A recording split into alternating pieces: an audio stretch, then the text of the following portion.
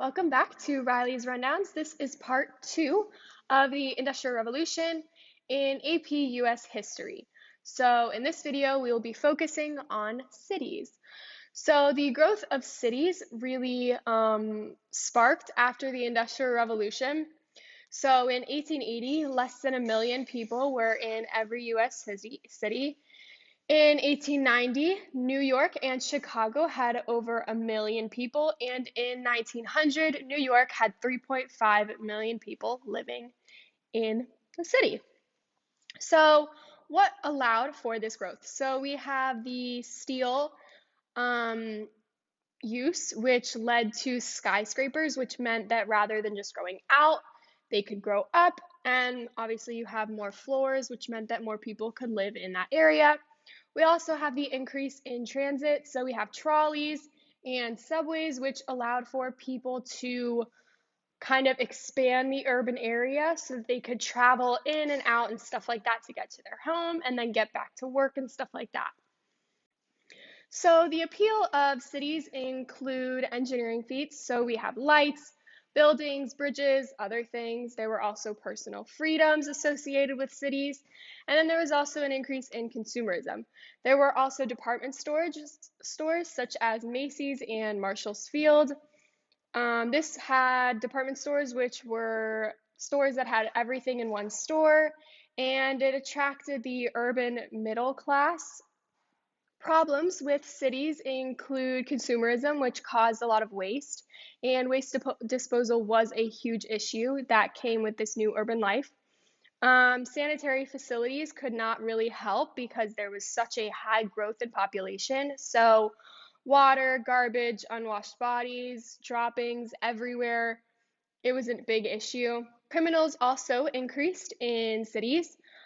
Cities also had a lot of opposites, so that meant that there were stately banks and gross factories, green grass suburbs and treeless ghettos, and towering skyscrapers and gross tenements. So speaking of tenements, we have the dumbbell tenement house, which had really tight quarters. There were a lot of families per floor, but there was only one toilet per floor. Disease really spread rapidly because of the amount of people living in one tenement. And this was documented by Jacob Riis, who photographed the New York City tenements. Fire also spread rapidly in cities. So we have the Great Chicago Fire of 1871, where 1/3 of the city was destroyed, 300 were dead, $200 million in buildings and other things like that were lost, and 100,000 people were left homeless. Because of the Industrial Revolution, we have a lot of immigrants. So until the 1880s, most immigrants were coming from Northern and Western Europe. These were called the old immigrants. These included Germans and Irish mostly. But because of the Industrial Revolution, we also have new immigrants, which surpassed the amount of old immigrants that came in the 1880s. So the causes of immigration include push factors such as religious persecution, an increase in population because of the Columbian Exchange. Then we also have pull factors such as the opportunities and land availabilities in the United States. So going back to the idea of new immigrants, they were mostly from Southern and Eastern Europe, and these were mostly from the 1880s to the 1920s.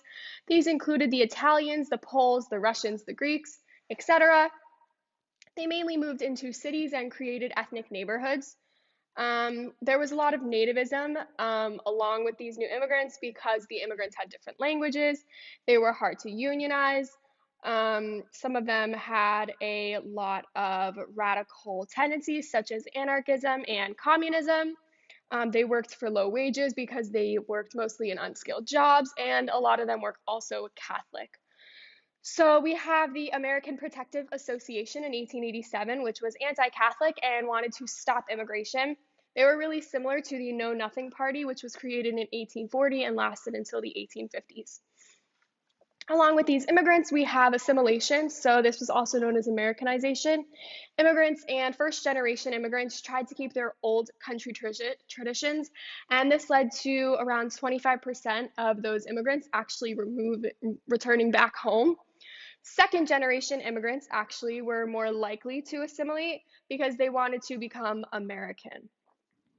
West Coast immigration included mostly Chinese immigration. So a lot of Chinese settlers settled in California where they worked in gold mines and for railroads.